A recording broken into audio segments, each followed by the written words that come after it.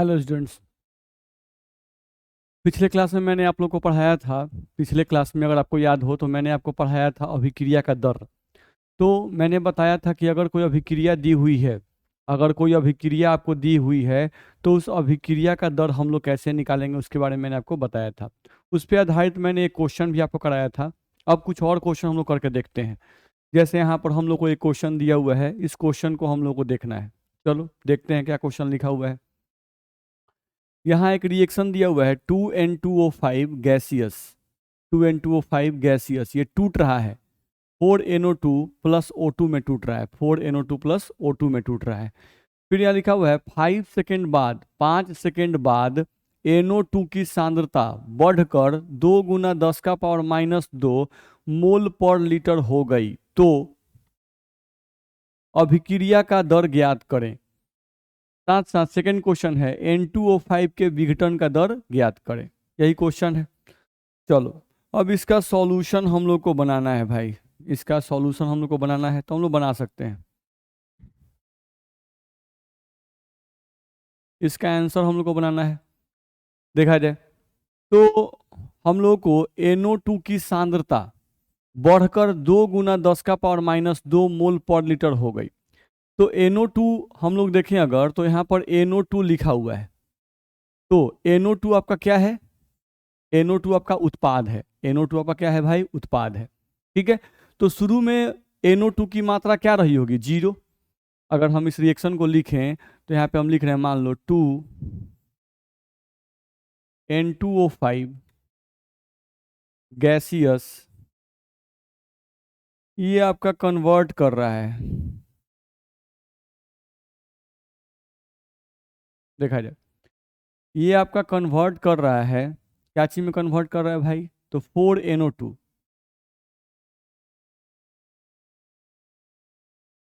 Gaseous plus O2 gaseous, यही है। अब ये उत्पाद है तो शुरू में उत्पाद की मात्रा क्या होती है? 0। शुरू में उत्पाद की मात्रा क्या होती है? 0। तो ये जो 0 होता है वही इसका C1 होता है। अब 5 सेकेंड के बाद यहां पर देखा जाए तो यहाँ लिखा हुआ है, आप ध्यान से पढ़ सकते हैं। 5 सेकेंड बाद NO2 की सांद्रता बढ़कर, यानी कि 0 से बढ़कर 2 गुना 10⁻⁻2 मोल पर लीटर हो गई। यानी कि इसका मात्रा अब जो हो गया वो हो गया 2 गुना 10⁻⁻2, ये हो गया। तो ये जो वैल्यू है वो हमारा क्या हो गया? C2। ध्यान रखना है। तो बढ़कर इतनी हो गई, यानी 2 गुना 10⁻⁻2 जो आ गया ये क्या हो गया? C2। चलो अब C1, जब सांद्रता 0 है, C1 का मतलब सांद्रता, जब सांद्रता 0 है उस समय हम लोगों का इसके लिए टाइम का मान क्या रहा होगा? 0 नहीं। और अब टाइम का मान कितना हो गया है? तो 5 सेकेंड। ठीक है, टाइम का मान कितना हो गया है? 5 सेकेंड। तो T1 ये हो गया जो 0 टाइम माने हैं, और ये हो गया T2। 0 टाइम मतलब क्या होता है? आप एक मोबाइल लिए, मोबाइल में आप स्टॉप वॉच स्टार्ट किए, स्टॉप वॉच में 0 0 0 0 रहता है, वही आपका टाइम होता है 0। ध्यान रखना है। और फिर हम लोग क्या किए कि स्टॉप वॉच स्टार्ट किए तो रिएक्शन स्टार्ट हो गया। रिएक्शन कितने देर तक चला? 5 सेकंड तक रहा। 5 सेकंड तक चला नहीं, तो आपका T1 टाइम हो गया 0 और T2 टाइम हो गया आपका 5 सेकंड। ठीक है। अब हम लोग सबसे पहले निकालेंगे NO2 आपका उत्पाद है। NO2 आपका क्या है? उत्पाद है। तो उत्पाद जो होता है वो बनता है, तो NO2 के निर्माण का दर पहले निकालेंगे। चलो भाई, सबसे पहले हम लोग यहाँ पे निकालेंगे NO2 के निर्माण का दर। तो NO2 के निर्माण का दर निकालने के लिए क्या करना पड़ेगा? फॉर्मूला करना पड़ेगा C2 माइनस C1 बटा T2 माइनस T1। क्योंकि NO2 जो है ये आपका उत्पाद है, प्रोडक्ट है, तो इसलिए इसके आगे जो है, इसके आगे प्लस लगे कि माइनस? प्लस। उत्पाद है तो प्लस लगाएंगे। अब C2 का वैल्यू कितना है भाई? तो C2 का वैल्यू 2 गुना 10⁻⁻2। यहाँ रखिए 2 गुना 10⁻⁻2 माइनस C1। तो C1 का मान हम लोग क्या मानेंगे? 0 बट्टा T2 माइनस T1, तो 5 माइनस 0, 5 माइनस 0। तो ये आपको आ जाएगा NO2 के निर्माण का दर। NO2 के निर्माण का दर हो गया 2 गुना 10 का पावर -2 और बट्टा हो गया 5, 5 - 0। तो यहाँ से आप लिखिएगा तो आपको वैल्यू क्या आएगा, आपको वैल्यू आ गया यहाँ से 2 गुना 10 का पावर -2 डिवाइडेड बाई 5। आप चाहें तो 5 से इसको काट सकते हैं, 5 का 20 यानी 0.4। तो यहाँ से वैल्यू आपको आ जाएगा, अगर हम इसको सॉल्व करें तो यह आ जाएगा 4 गुना 10 का पावर -3। इसका तो दशमलव हटाएंगे तो यहाँ -3 आ जाएगा। तो ये आपको आ गया NO2 के निर्माण का दर। ये क्या निकल गया, NO2 के निर्माण का दर। तो निर्माण का दर भाई वही C2 - C1 T2 - T1। दर मतलब रेट, अभिक्रिया का दर आपको निकालना था, आप निकाल दिए 4 गुना 10 का पावर -3। चलो भाई, तो NO2 के निर्माण का दर निकल गया। अब हमको निकालना क्या है, पहला क्वेश्चन है अभिक्रिया का दर ज्ञात करें। चलो भाई, तो अब हमको निकालना है अभिक्रिया का दर।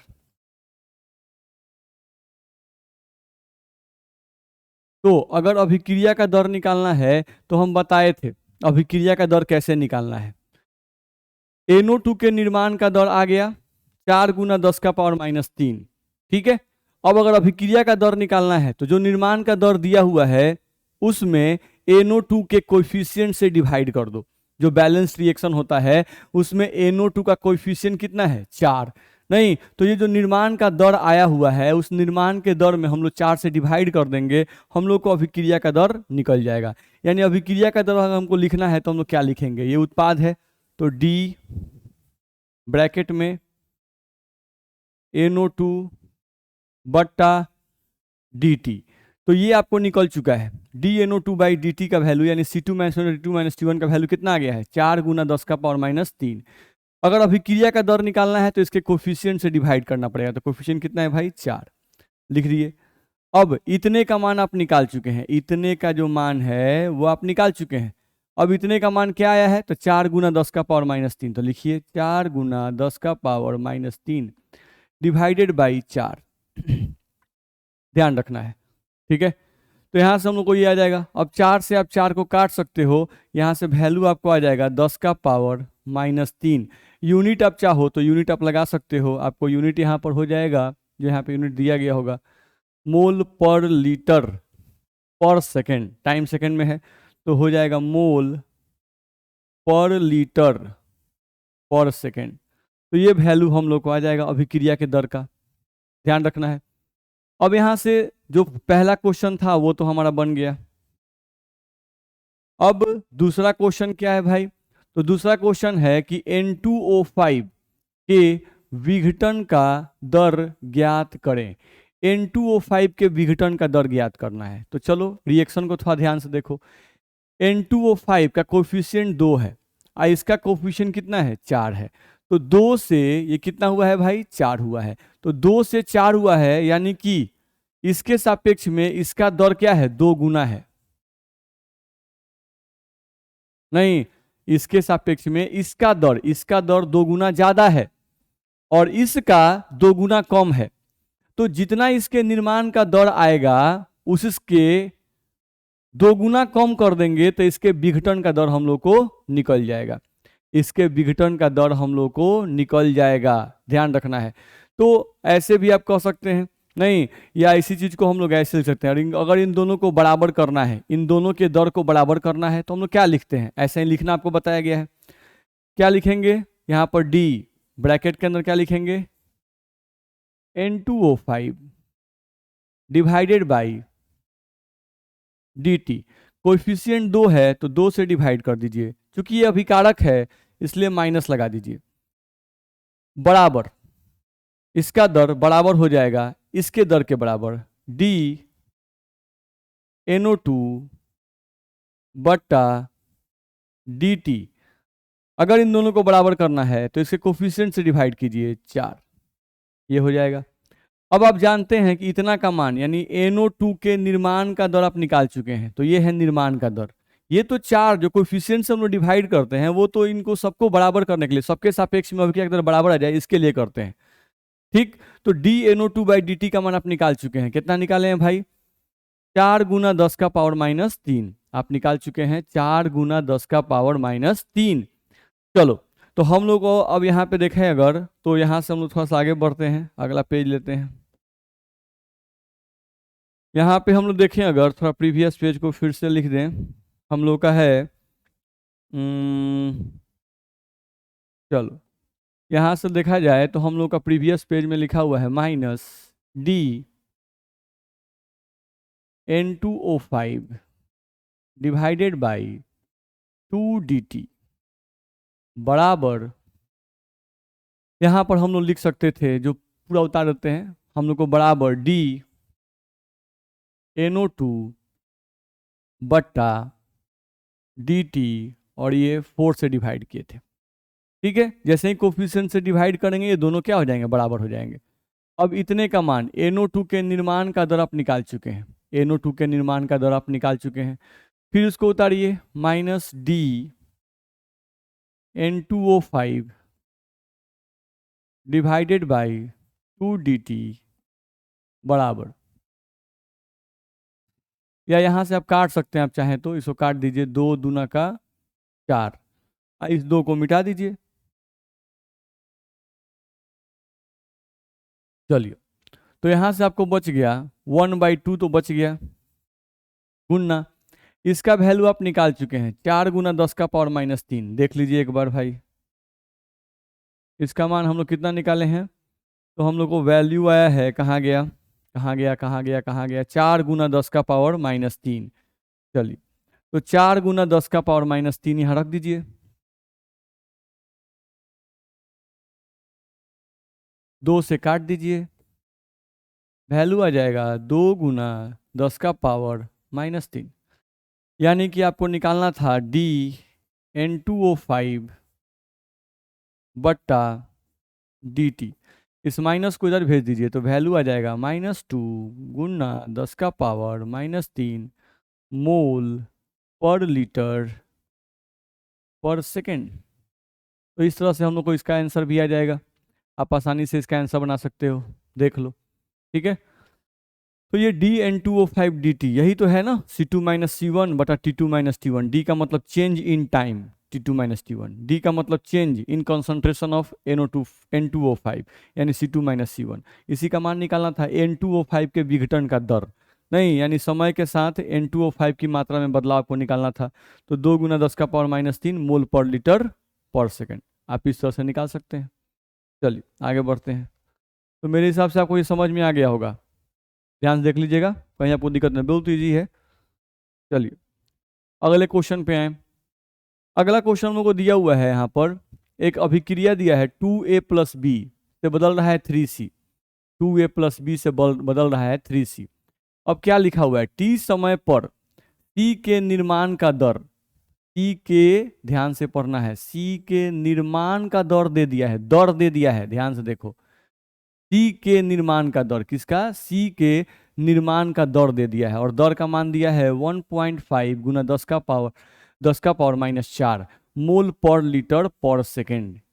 ठीक है, तो हम लोगों को ध्यान रखना है कि C के निर्माण का दर दे दिया है, यानी क्या दे दिया है, पहले हम लिखते हैं भाई, देखो तो क्वेश्चन में आंसर हम लोग बनाते हैं यहाँ पर। तो हम लोग को दिया है C के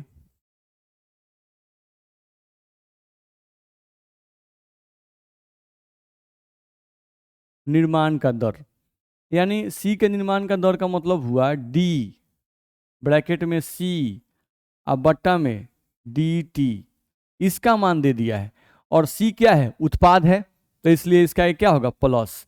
अब इसका मान जो है वो दे दिया है 1.3 गुना 10 का पावर -4, नहीं, निर्माण का दर, दर का मतलब हुआ C2-C1 T2-T1, तो C का दे दिया है इतना वैल्यू। ठीक है, चलो अब आगे पढ़ते हैं। तो इस समय पर पहला क्वेश्चन है कि अभिक्रिया का दर ज्ञात करें। चलो, तो हम लोग को निकालना है अभिक्रिया का दर, अभिक्रिया का दर ज्ञात करें। तो अगर अभिक्रिया का दर ज्ञात करना है तो हम लोग क्या करना है, जो C का निर्माण का दर है उसको लिख दो, 1.3 गुना 10 का पावर -4, और देखो कि इस रिएक्शन में C का कोई कोएफिशिएंट है कि नहीं है। तो C का कोएफिशिएंट कितना है, 3। तो अभिक्रिया का दर निकालने के लिए जो निर्माण का दर आता है उसमें 3 से डिवाइड कर दो, ध्यान रखना है, आप 3 से डिवाइड कर दोगे वही आपका आ जाएगा। तो इसके पॉइंट को हटाओगे तो यहाँ -5 जाएगा, तो ये 13/3 गुना में आ जाएगा 10 का पावर -5। 3 से इसको डिवाइड कर सकते हो, तो 3 से डिवाइड करोगे तो 3 पच्चे 3 चौका 12, 3 चौका 12, 4.3 चौका 12, ठीक है। और बच कितना जाएगा 1, फिर 3 3 का 9, 4.3 गुना 10 का पावर -5 यूनिट हो जाएगा मोल पर लीटर पर सेकेंड। इसका यूनिट हो जाएगा मोल पर लीटर पर सेकेंड। तो ये हो गया अभिक्रिया का दर। हम कितनी बार बता चुके हैं, अभिक्रिया का दर निकालना है तो जो भी निर्माण का दर दिया रहे, चाहे विघटन का दर दिया रहे, जिसके सापेक्ष में दिया रहे, जैसे यहाँ पर सी के सापेक्ष में उसका निर्माण का दर दे दिया है, अभिक्रिया का दर पूछ दिया, तो अभिक्रिया का दर निकालने के लिए क्या करना है, रिएक्शन को देख लो। रिएक्शन आपका जो दिया हुआ है उसमें जो कोफिशिएंट है सी का, उस सी का कोफिशिएंट से सी के निर्माण के दर में डिवाइड कर दो, अभिक्रिया का दर निकल जाएगा। निकल गया। अब यहाँ पे बोल रहा है ए के विघटन का दर ज्ञात करें। नहीं, चलो हम लोग को निकालना है ए के विघटन का दर। जस्ट ए मिनट, कोई कॉल आ रहा है, चलिए देखा जाए। अगला, ये फर्स्ट क्वेश्चन हम लोग का बन गया। अब सेकेंड क्वेश्चन है इसमें कि हम लोग को क्या निकालना है, ए के विघटन का दर। ए के विघटन का दर निकालना है। तो ए के विघटन का दर, तो ये भी तो दरे निकालना है ना भाई। तो दर का मतलब क्या, C2 - C1 T2 - T1 या dA/dt।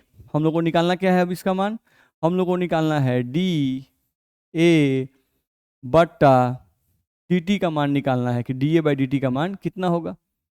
चलो, तो हम लोग क्या जानते हैं, हम लोगों को इसका दर और इसका दर बराबर करना है, इसका दर और इसका दर बराबर करना है। तो चलो लिखते हैं, d ब्रैकेट में लिखो a बट्टा में लिखो dt। अभिकारक है, माइनस लगाओ, बराबर करना है। तो जब भी किसी का दर दूसरे के दर के बराबर करना है तो कोएफिशिएंट जो है उसे डिवाइड कर दो, डिवाइड कर दिए। अब इसको लिखना है तो d ब्रैकेट में c बट्टा में dt। नहीं, अब इसका दर बराबर कब होगा, जब इसके भी कोएफिशिएंट से इसको डिवाइड कर देंगे 3। अब ये उत्पाद है तो इसके आगे क्या लगेगा, प्लस साइन। ठीक, अब हमको dA/dt का मान निकालना है, हमको इसका मान निकालना है भाई, हम लोग को इसी का मान निकालना है। तो ये जो 2 एक्स्ट्रा हो रहा है उस 2 को इधर भेज दो।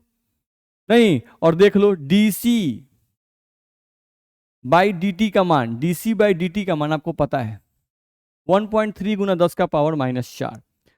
चलो यहाँ पे हम लोग बनाते हैं, यहाँ पे जगह हमारे पास है, तो हम लोग लिखते हैं यहाँ से -dA/dt बराबर 2 को इधर भेज दें। नहीं, तो यहाँ से हम लोग को 2 को इधर भेजेंगे तो यहाँ आ जाएगा 2/3 गुना, यहाँ से आ जाएगा 2/3, और dC/dt का मान आपको पता है 1.3 गुना 10 का पावर -4। तो dC/dt का वैल्यू पता है, 3 यहाँ पर रह गया, 2 यहाँ से चला गया, तो इसको आप सॉल्व करोगे नहीं तो आपका वैल्यू जो है वो आ जाएगा। आप इसको सॉल्व करोगे तो 13 दूना 26, इस माइनस को इधर भेज दो तो आपका आ जाएगा dA/dt बराबर माइनस, ये आ जाएगा 2.6 गुना 10 का पावर -4 डिवाइडेड बाई 3। इसी को सॉल्व कर देंगे, हम लोग का आंसर आ जाएगा। तो dA/dt का मतलब हो गया ए के विघटन का दर हम लोग को निकल जाएगा। बहुत ही आसान है, ए के विघटन का दर हम लोग आसानी से निकाल सकते हैं। क्या था क्वेश्चन में, क्वेश्चन में सी के निर्माण का दर दे दिया है, दर दे दिया है, दर निकालना नहीं है, सी के निर्माण का दर दे दिया है और अभिक्रिया का दर पूछ रहा है। तो जब भी किसी का निर्माण का दर दे दे, चाहे विघटन का दर दे दे और अभिक्रिया का दर पूछ दे तो बड़ी आसान है। नहीं, निर्माण का दर दिया है तो सी का दिया है, तो सी का कोफिशिएंट देख लो 3 है, तो बस निर्माण के दर में 3 से डिवाइड कर दो, अभिक्रिया का दर निकल जाएगा। ठीक, हमेशा ये काम करना है। अगर हम लोग को ए के विघटन का दर दिया रहता और पूछता अभिक्रिया का दर, तो हम ए के विघटन का दर लिख के उसको 2 से डिवाइड कर देते तो अभिक्रिया का दर निकल जाता, कोई दिक्कत नहीं है। अब सेकेंड क्वेश्चन में क्या पूछा था, ए के विघटन का दर ज्ञात करें। तो ए के विघटन का दर ज्ञात करना है, यहाँ अभिक्रिया का दर ज्ञात नहीं करना है, ए का दर, ए के सापेक्ष में अभिक्रिया का दर निकालना है। नहीं तो अगर ए के सापेक्ष में निकालना है यानी ए का विघटन दर निकालना है, नहीं तो उसमें उसका कोएफिशिएंट नहीं रहेगा। अब हम लोग क्या करेंगे, इसको और इसको बराबर किए, तो बराबर करने के लिए D by D T, D C by D T, या दोनों को बराबर करना है। इसके कोफिशिएंट 2 से डिवाइड कर दो, इसका कोफिशिएंट 3 से डिवाइड कर दो, इस 2 को इधर भेज दो तो डी बाई डी टी का मान निकल जाएगा। तो डी बाई डी टी का जो मान आया ये कहलाएगा ए के विघटन का दर। डी बाई डी टी का मान मतलब विघटन का दर। अब वही अगर 2 से डिवाइड कर देते, नहीं तो हम लोग का वैल्यू जो होता वो जस्ट 4.3 गुना 10 का पावर -5 मोल पर लीटर पर सेकंड आ जाएगा।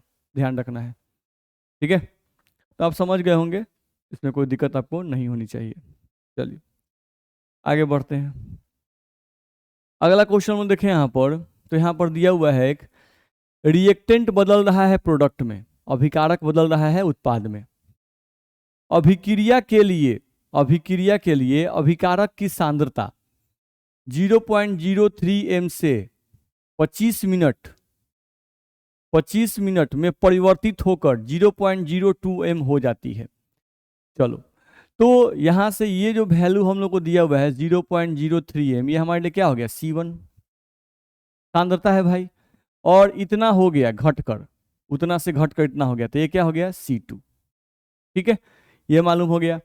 अब यहां से बोल रहा है औसत वेग की गणना कीजिए सेकंड में तथा मिनट दोनों इकाइयों में कीजिए, यानी कि टाइम का वैल्यू सेकंड में भी निकालना है और मिनट में भी निकालना है। चलो तो इसको आंसर हम लोग बनाते हैं। सांद्रता दिया हुआ है भाई, तो लिखो पहले C1 का वैल्यू जो है वो दिया हुआ है आपको 0.03 m, लिख दिए। C2 का जो मान दिया हुआ है वो हम लोगों को दिया हुआ है C2 का मान 0.02 m, ये भी लिख दिए। अब यहाँ पर T1 का मान नहीं दिया हुआ है, तो T1 का मान नहीं दिया है तो हम क्या मानेंगे, 0। T2 का मान हम लोग को दिया हुआ है, यानी अभिक्रिया कितने देर तक चली है, तो 25 मिनट तक, तो 25 मिनट T2 का वैल्यू पता है। चलो अब हम लोग को देखा जाए तो औसत वेग की गणना कीजिए। यहाँ पर देख लो अभिकारक का जो कोएफिशिएंट है वो भी कितना है, 1, और प्रोडक्ट का भी कोएफिशिएंट कितना है, 1। तो हम लोग कुछ नहीं करना है, इसमें कोएफिशिएंट 1 है, तो अगर अभिक्रिया का दर निकालना है, औसत अभिक्रिया दर यहाँ से बोल रहा है, औसत वेग का गणना करना है, औसत अगर वेग हम लोग को निकालना है तो औसत वेग का मतलब भी होता है अभिक्रिया का दर। तो अभिक्रिया का दर निकालने के लिए हम लोग क्या करना होगा, तो अभिक्रिया का दर निकालने के लिए हम लोग को dr बट्टा dt करना होगा, dr बाई dt, यहाँ माइनस लगाना होगा, फिर यहाँ माइनस लगाएंगे। अब d का मतलब बदलाव, अभिकारक की सांद्रता में बदलाव बट्टा समय में बदलाव। तो अभिकारक की सांद्रता में बदलाव कैसे निकलता है, C2 माइनस C1 बट्टा T2 माइनस T1, निकाल दो। तो यहाँ से माइनस लगा दो, फॉर्मूला यहाँ लिख दो, C2 माइनस C1 बट्टा में लिख दो T2 माइनस T1, लिख दिए। अब चलो वैल्यू रख दो, बन जाएगा। यहाँ से माइनस अभिकारक है, C2 का वैल्यू देख लो भाई कितना है, C2 का जो वैल्यू है वो हम लोगों को है 0.02 माइनस C1 का वैल्यू कितना है, तो 0.03 बट्टा T2 माइनस T1, तो 25 माइनस 0, तो 25 माइनस 0 कर लीजिए। यहाँ से अगर देखें हम लोग तो यहाँ से वैल्यू आ जाएगा माइनस, यहाँ पे लगा दीजिए, 3 में से 2 घटाइएगा तो वैल्यू आ जाएगा माइनस 0.01 डिवाइडेड बाई कितना आ जाएगा, 25, डिवाइडेड बाई कितना आ जाएगा, 25। यहाँ से आप सॉल्व कीजिएगा तो ये माइनस और माइनस प्लस जाएगा, आपको वैल्यू आ जाएगा 0.01 डिवाइडेड बाई 25, ये हम लोग को आ जाएगा। या इसी चीज को आप लिख सकते हैं चाहें तो, आपको आ गया कितना, 1 बट्टा 25 और गुणना उसका हटाइएगा तो नीचे आ जाएगा 100, 25 से तो काटिएगा तो 25 चौका 100 यानी 0.04, 25 चौका 100, ये हम लोग को आ जाएगा। और गुना 100 को ऊपर कर दिया 10 का पावर माइनस 2, यूनिट लगाइएगा तो यूनिट हो जाएगा मोल पर लीटर, और ये टाइम था मिनट में तो पर मिनट, तो ये हम लोग का आंसर आ जाएगा इसका।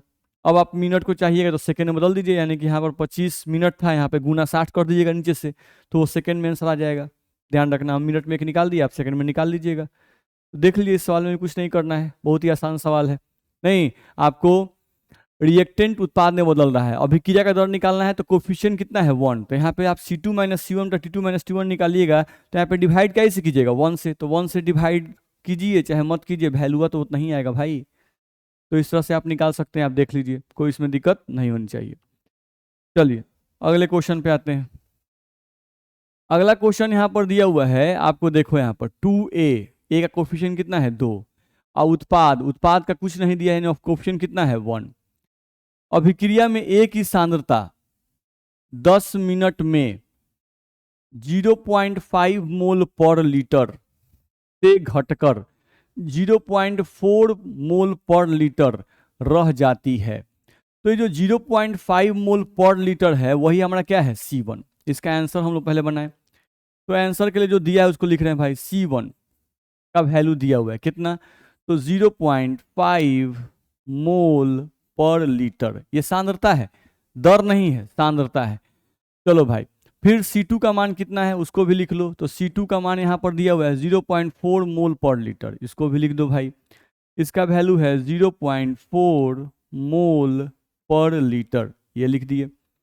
अब देखो तो 10 मिनट में ये काम हुआ है, यानी C1 से C2 कितने मिनट में बदला है 10 मिनट में, तो T1 का मान नहीं दिया है, तो T1 का मान क्या मानो 0, और T2 का मान, यानी अभिक्रिया कितने देर तक चली है, तो अभिक्रिया 10 मिनट तक चली है, तो T2 का मान क्या मान लो 10 मिनट। अब हम लोगों को देखा जाए तो अभिक्रिया के वेग की गणना करनी है, अभिक्रिया वेग, तो हम लोग को यहाँ पे क्या करना पड़ेगा, अभिक्रिया का वेग निकालना है, अभिक्रिया का वेग निकालना है। तो अभिक्रिया का वेग निकालने के लिए, यानी कि ए का दिया हुआ है, तो आप क्या लिखिएगा dA बाई dt, ये क्या है अभिकारक, तो क्या लगाएंगे माइनस, और क्या निकालना है अभिक्रिया का दर, तो इसका कोफिशिएंट कितना है 2, तो अभिक्रिया का दर है तो कोफिशिएंट 2 से डिवाइड करो, बराबर, यहां से आप लिख दो, माइनस साइन है उतार दो, यहां से देखो तो dA यानी A की सांद्रता में बदलाव, यानी C2 - C1, तो चलो C2 - C1, तो C2 का वैल्यू है 0.4 माइनस C1 का वैल्यू है 0.5, तो 0.5 बट्टा T2 - T1, तो 10 माइनस 0, तो यहाँ से लिखेंगे 10 माइनस 0, यहाँ से हम लोग सॉल्व करेंगे तो ये आ जाएगा माइनस, और ये आपको आ जाएगा 5 में से 4 जाएगा तो माइनस 0.1 डिवाइडेड बाई आपको आ जाएगा 10, ठीक है। अब इसको हम लोग सॉल्व करेंगे तो हम लोग का यहाँ माइनस माइनस प्लस जाएगा, ये 0.1 बट्टा में 10 आ जाएगा, यानी कि 0.01 मोल पर लीटर पर मिनट में आएगा, क्योंकि आपको टाइम मिनट में दिया हुआ है, तो मोल पर लीटर पर मिनट में आपका आंसर आ जाएगा। तो इस तरह से मैंने कुछ क्वेश्चन आपको बना के दिखाए कि इस तरह का क्वेश्चन, ये सब आपको कुछ एनसीईआरटी का भी क्वेश्चन है, कुछ साइड बुक के भी क्वेश्चन थे। नहीं तो मैंने अभिक्रिया का दर, अगर अभिक्रिया दिया रहे नहीं तो कैसे अभिक्रिया का दर निकालेंगे, कैसे विघटन का दर निकालेंगे, कैसे निर्माण का दर निकालेंगे, उस पर आधारित कुछ क्वेश्चन मैंने आपको बनवाए। तो मेरे हिसाब से आप लोगों को ये क्वेश्चन सब समझ में आए होंगे, ठीक है। कहीं भी आपको दिक्कत इसमें नहीं होनी चाहिए, बहुत ही ईजी क्वेश्चन है, आप देख लीजिएगा, कहीं भी दिक्कत होगा तो फिर हमसे डिस्कस कीजिएगा। वैसे मेरे हिसाब से आपको दिक्कत नहीं होनी चाहिए, मैंने सब कुछ तोड़ तोड़ के समझाया है, ठीक है, देख लीजिए आप। चलिए, तो आज के क्लास में इतना ही पढ़ते हैं, अगले क्लास में फिर हम लोग आगे बढ़ेंगे, ठीक है, ओके, थैंक यू।